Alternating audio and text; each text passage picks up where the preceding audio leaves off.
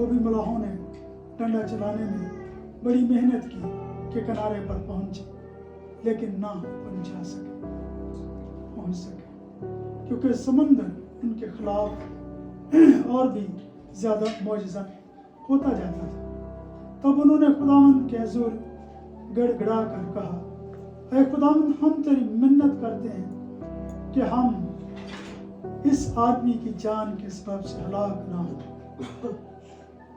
और तू खूने ना हक को हमारी गर्दन पर ना डाले, क्योंकि ऐ खुदावंद, तूने जो चाहा सो किया। और उन्होंने योना को उठाकर समंदर में फेंक दिया और समंदर तलातम मकफ हो गया।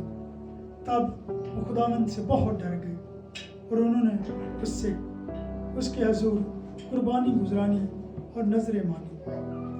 लेकिन खुदावंद ने एक बड़ी मछली मुकर्रर कर रखी थी कि योना को निकल जाए, और योना 3 दिन रात मछली के पेट में रहा। कलाम के पढ़े, सुने और समझने पर खुदावंद की बरकत हो। बहुत शुक्रिया पास्टर जेरोम, खुदा आपको बरकत दे। यूना की किताब कितने जानते हैं इसके बारे में? आमीन। क्या हम तैयार हैं खुदा के कलाम के लिए? आमीन। Hallelujah. Praise the Lord Jesus, thank you. मेरे अजीजों, यूना की ये किताब, ये सहीफा जो है, ये तकरीबन 4वीं से 5वीं सदी के दरमियान में यीशु मसीह की पैदाइश से पहले लिखी या ज़हूर पसीर। मैं स्पेशली बच्चों से भी बात करना चाहूँगा कि this is about 4th or 5th generation जब इस किताब के बारे में लिखा गया था, या यूना के साथ ये सारा काम जो हुआ था। It was written in 4th or 5th century. Okay?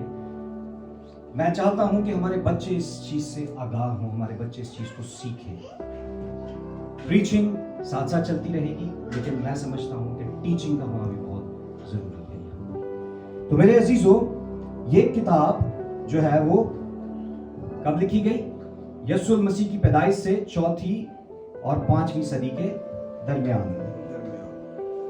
अब यूना जो है छोटे नबियों में से एक नबी कहलाता था और इसका नाम उनमें शुमार था। यूना के लफ्जी मायने पता है किसी को? जानते हैं? यूना के लफ्जी मायने कबूतर या डव के हैं। क्या है? डव। अब कबूतर जो है वो पीस, सलामती को जाहिर करता है, ठीक है।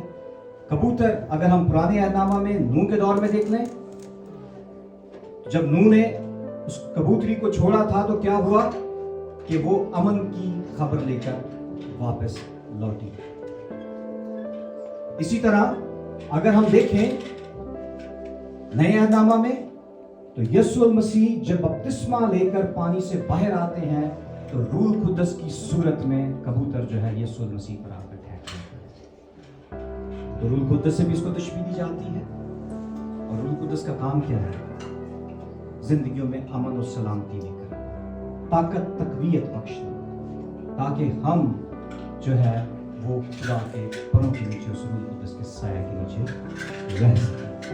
हालेलुया।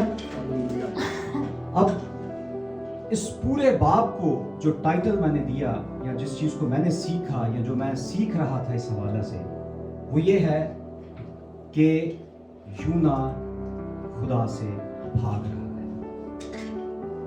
या दूसरे अल्फाज में, बाल्फाज दीगर अगर मैं इसे कहूं तो उसमें यूं कह सकता हूं कि वो नाफरमानी के आलम में था। इसमें था, नाफरमानी के आलम में था।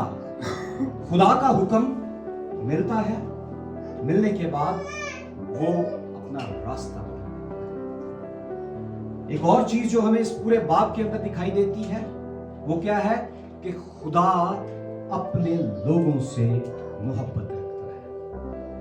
किसी की हलाकत चाहता है वो?